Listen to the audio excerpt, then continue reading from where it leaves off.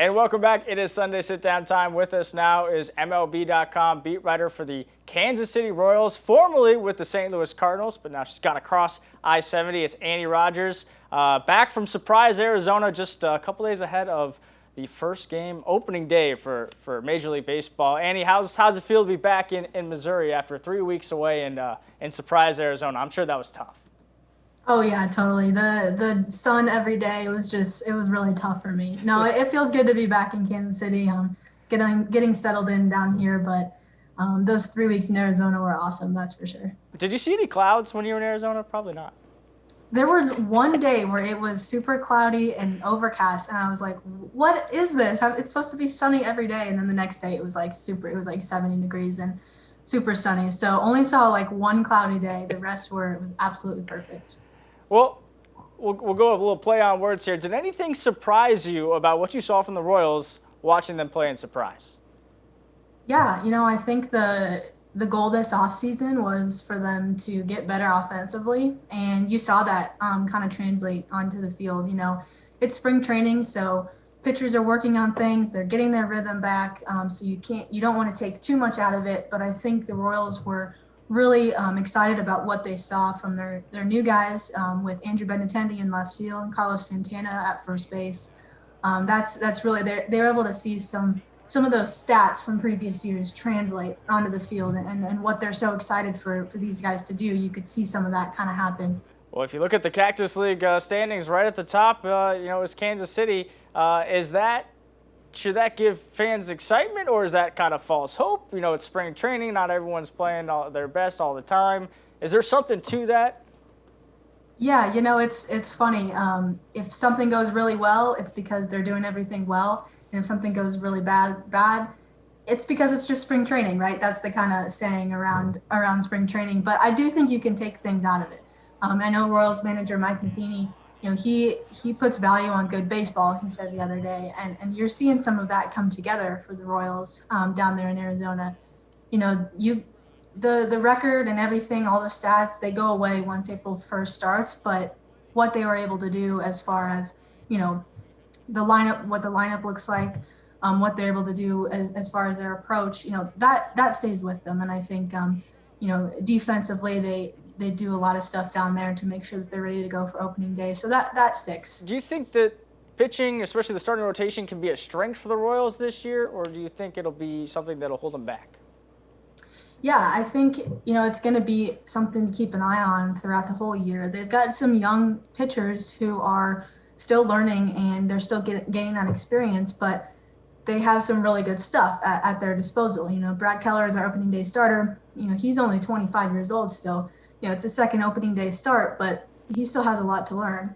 You've got Brady Singer too, who is in his second season in the majors, and he is a really special talent. I think he's going to be really good in the future, but he still has a lot to learn too. So I think it's more of a learning process for the Royals. You have some veteran starters in Danny Duffy and Mike Minor, who they brought on this offseason, that I think can really add a lot to that club. But I think it's going to be more of a learning process, and we'll see how it kind of plays out. I know Royals fans are really excited about Bobby Witt Jr., the young phenom. Do you think that he'll make the roster for opening day? And if not, how soon can we see him, you think, in the big leagues?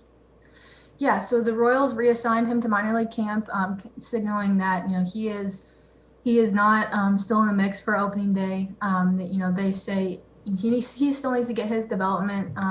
He's only had 37 professional games since he was drafted number 2 overall in 2019. So, he still needs a few games. He's been he's hitting the ball really well in those minor league games down there. I do think he'll make his debut this year. He's a really special talent. You saw that in spring training.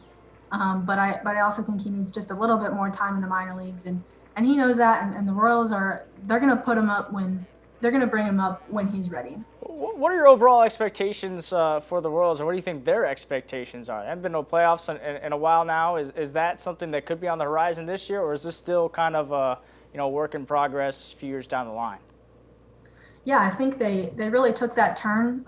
They signaled their desire to win this offseason with the acquisitions that they made, on the free agent market and in the trade market with acquiring Andrew Benintendi. I think that was a a big move for them that not many people really expected to happen.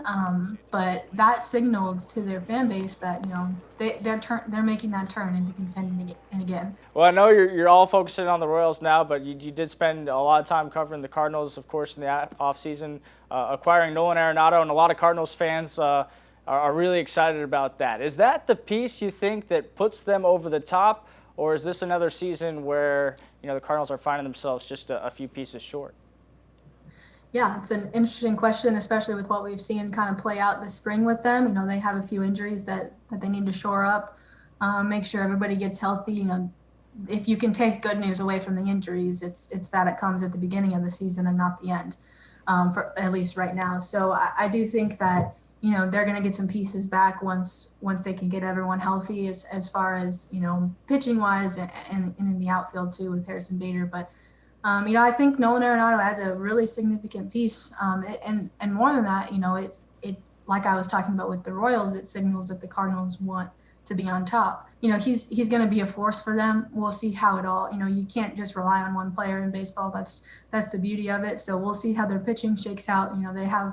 They also have a few young studs on the horizon too. So, I think that Arenado is a solid piece.